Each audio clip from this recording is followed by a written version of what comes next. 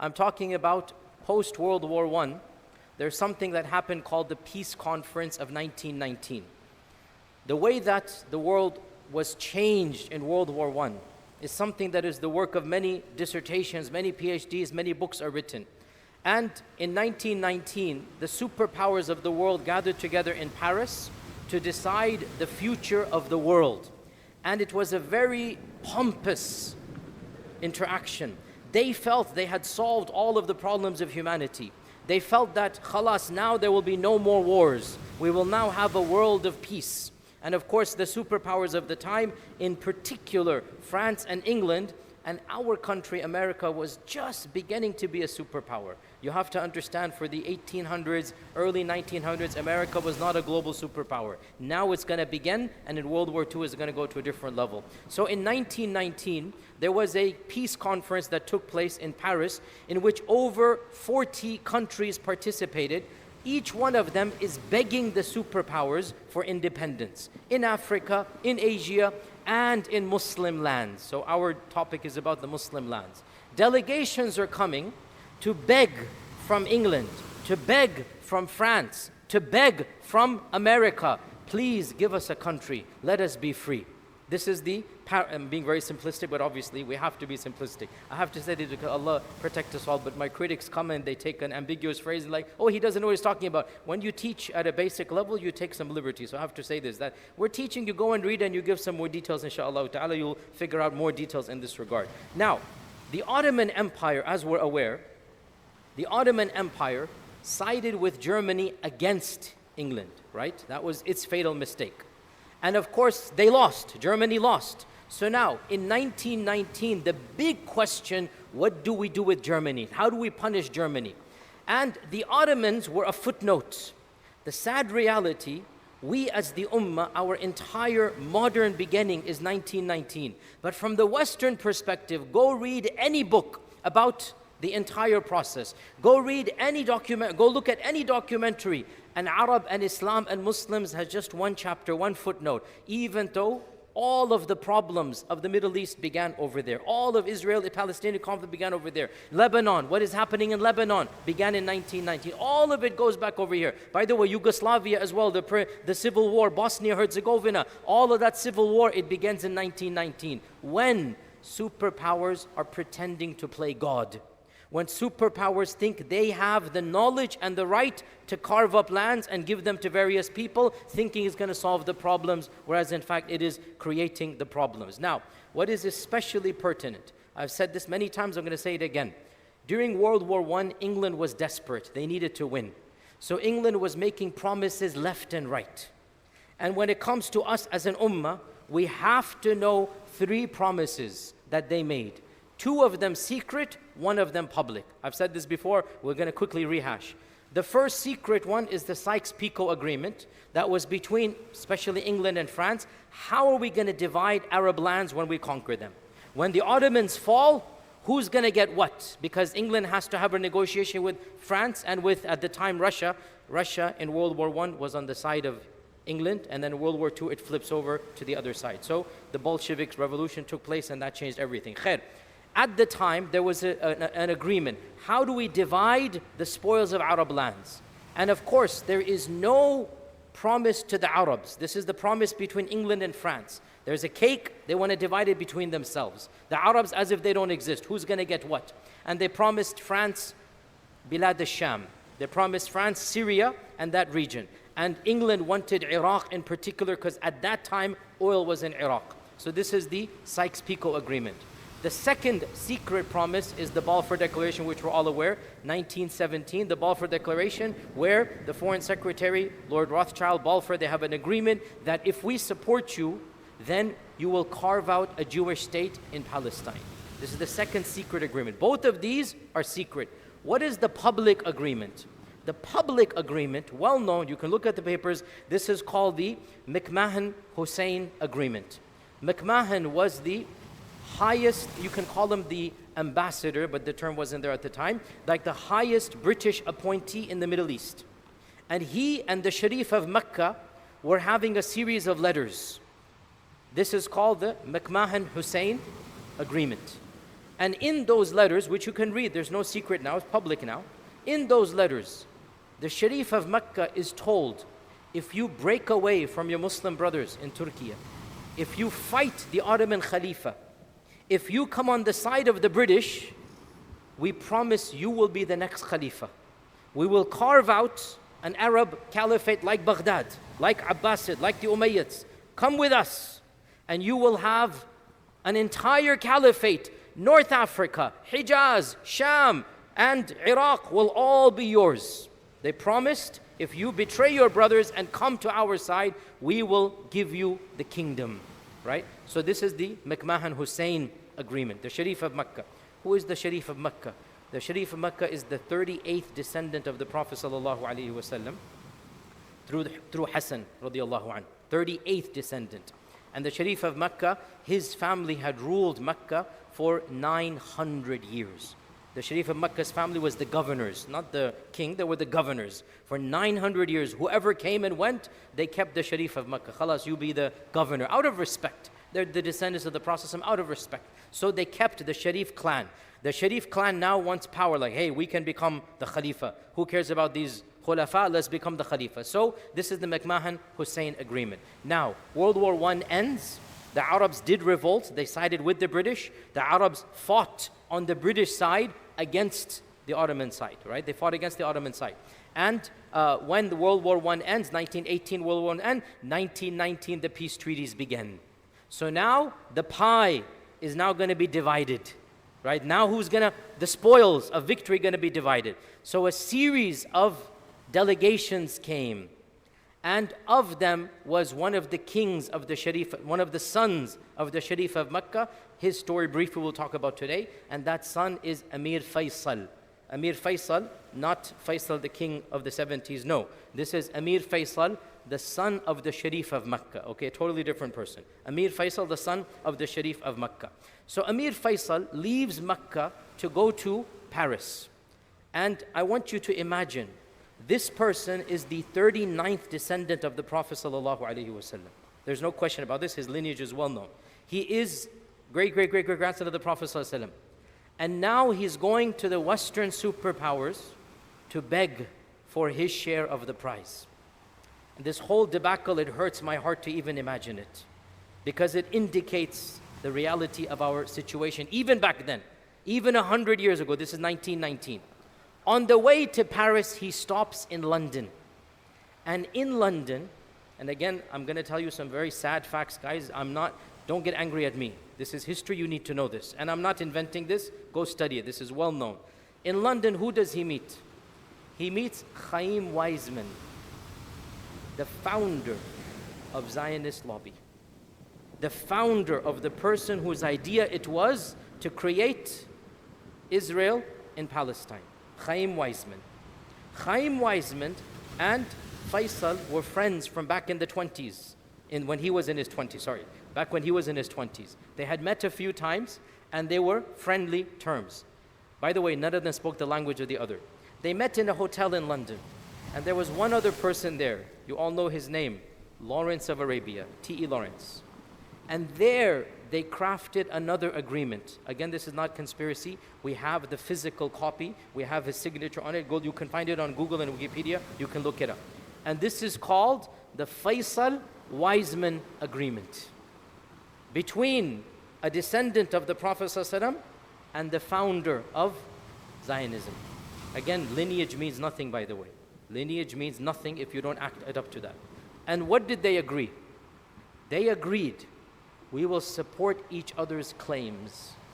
I'll support your claim for having immigrants come from Europe, of your background, as long as you support my claims for an independent Arab land with the conditions in the McMahon Agreement. What are the conditions? I get to be the king, right? So you scratch my back, I scratch yours. And this agreement was signed and ratified. Now, pause here, footnote. This is where it gets difficult.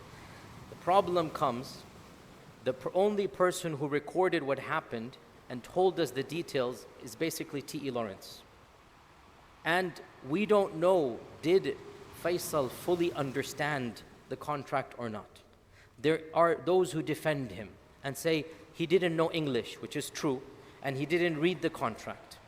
And there are those that say, well, if you're going to sign a contract, especially of this nature, you had better know what you're doing. And there are those that then counter back and say, of course he knew, because in Arabic, in his handwriting, you can see this, you can find this on Google and Wikipedia. In Arabic, in his handwriting, he says, I will only agree to these conditions if the conditions that have been agreed upon about Arab independence are fully met. If those are not met, then none of these conditions are going to be met as well.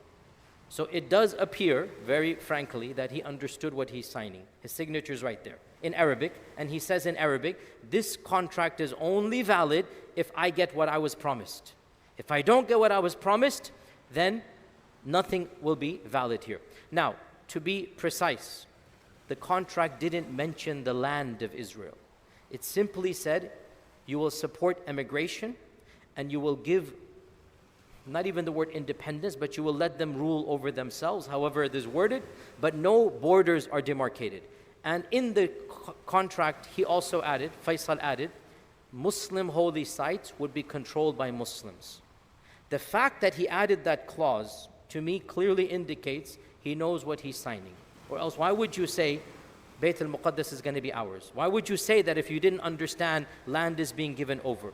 And one of the main criticisms is, who does he think he is to negotiate Palestine? And he is the son of the mayor of Mecca. That's what his actual position is. He's the son of the mayor of Mecca.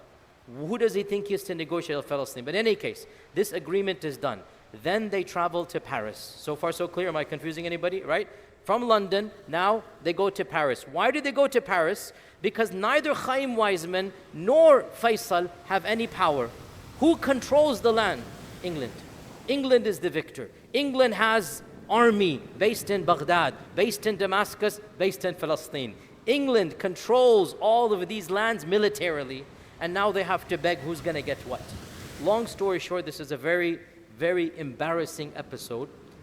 Faisal was disrespected, treated as if he didn't exist. His name was not put on the roster of guests initially. They refused him entrance until T.E. Lawrence begged and negotiated that, no, you have to have him an audience. And he got, in all the months there, Germany got so many audiences, Japan, all of these countries got audiences, even Hawaii got an audience there. So many. Our guy, Faisal, he got maybe 20 minutes in front of the council. He begged Woodrow Wilson so many times to meet him. Woodrow Wilson agreed on the way out of his hotel lobby. 2 minutes, they shook hands there, and he presented his case. Woodrow Wilson did not even make a single promise. Like the amount of disrespect that he was given. Even though he thinks he's going to be the king of the Arabs, in reality, the West did not care at all about him. When he presented his case and he said, hey, you guys promised me and this and that, right? And so he's presented his case. Eventually, Chaim Weizmann presented the Balfour. Lord Balfour was there. Chaim Weizmann was there, right? And the French are saying, you promised us a Sykes-Picot agreement. Lord Balfour has a diary, and in that diary, he has a long paragraph. I'm not going to read all of it. In that diary, he says that we are in serious trouble now. We made too many promises, and we cannot fulfill all of them. Now he realizes, 1919, like, we are in serious trouble. Too many people are asking for the same thing, and we have given too many promises in the last years. Whatever happens is going to be problematic. He predicted this reality, which was obvious to everybody. He predicted it in 1919. Eventually, France got its section of Syria. They carved out Lebanon. Lebanon was literally created as a gift to the France. I'm not trying to be disrespectful. I'm just being factual. Lebanon, where's our ustad? He's not here. Okay, so he will tell you. He will tell you. It's not me. He will tell you exactly. This is the fact. Lebanon was created and carved out as a gift to the French to placate them. And Syria was given as a mandate to the French. England insisted on Iraq being, because Iraq had oil back then. England insisted, and then Transjordan, which is Palestine area, they said it should be given as a mandate. It should be neutral at the time, that no one person should have authority. And then I have gone over that history. Eventually, England had to back out, and what happened. They just simply gave up over here. But here's the point. What did Faisal get? Not even the crumbs falling from the table. Not even the crumbs falling from the table. By the way, not just Faisal. sad reality. Every Muslim nation that came to that conference begging, begging, begging. This is a sad reality. What power did we have even 100 years ago? Even as for the Ottoman Khalifa, he was still alive, they weren't even given a delegation.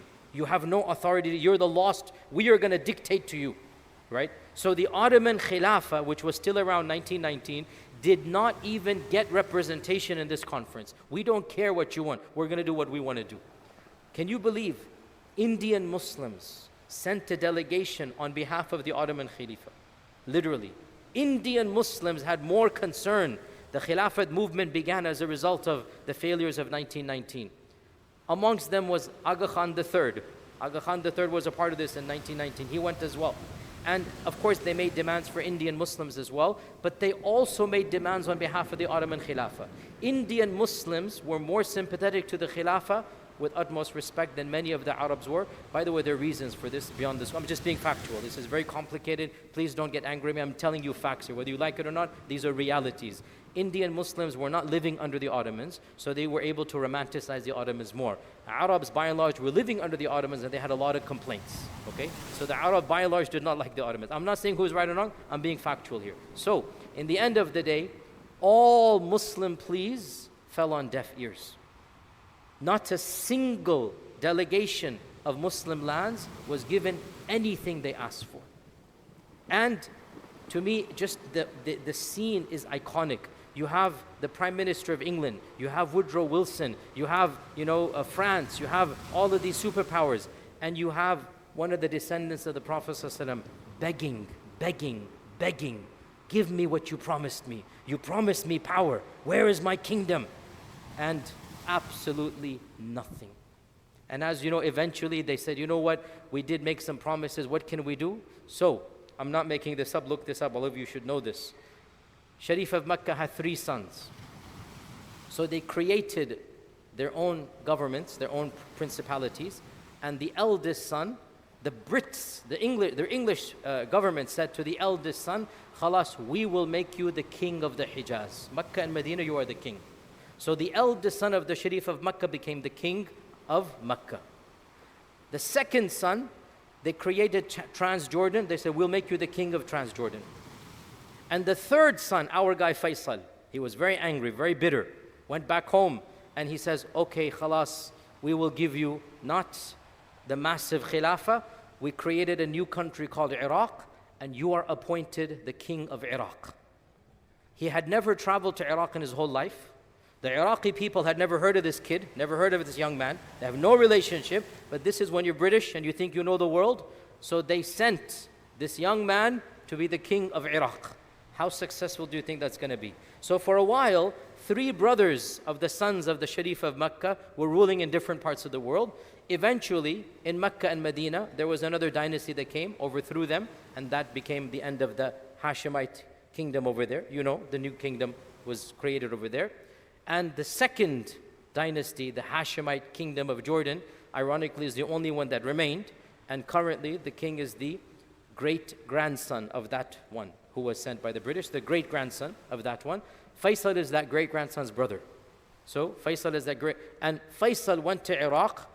It is said when he landed, nobody even recognized him. He's landing with the British. He has British people to install him as the king. It's a long story. Can you imagine coming to a new land? Slowly but surely, he gets the kingdom. It was a very contested rule. He dies in around 10 years in mysterious circumstances. They say heart attack, others say he was poisoned. Allahu A'lam what happened. His dynasty just fizzled out. There was a coup d'etat in the 50s, and the grandson of this guy, Faisal, was shot in the back. His whole family massacred, and then the army came charge, and then Saddam came charge after that. That's how recent it is. Bottom line, and I know this is a sad history, but it needs to be studied and learnt. Even 100 years ago, when we had the last of the Khilafah, we had Muslim mini dynasties, they actually didn't have any power. Such weakness that these people have to, if you have to be installed as a king, if you have to beg somebody else to become a king, you are not a king. If you have to travel to London, negotiate with the devil, if you have to travel to Paris and meet the superpowers and then ask them for crumbs. No matter what you get, you are not actually in charge. And this is the reality, the legacy of this region. All of the mashakil that we have now goes back to the very people in that room thinking they can apportion, they can assign. Bottom line, with this I conclude, there's no doubt we need independent power in the Muslim world. But how are we going to get independent power? Those who talk about it, I ask them, what is the way forward? Even those that were the kings and the princes of that time, what power did they actually have when you have to go beg to other people? We live in very difficult times. Subhanallah. May Allah subhanahu wa ta'ala grant us izzah. I want to see power established in Muslim lands, but I'm also cognizant that to get that is not an easy task. So in the meantime, we concentrate on ourselves, tazkiyatun nafs, practice what we preach, and spread the message of Islam. You cannot have an independent king without an independent country and dynasty. And you cannot have an independent country if you have to beg superpowers to have an independent country. You just can't.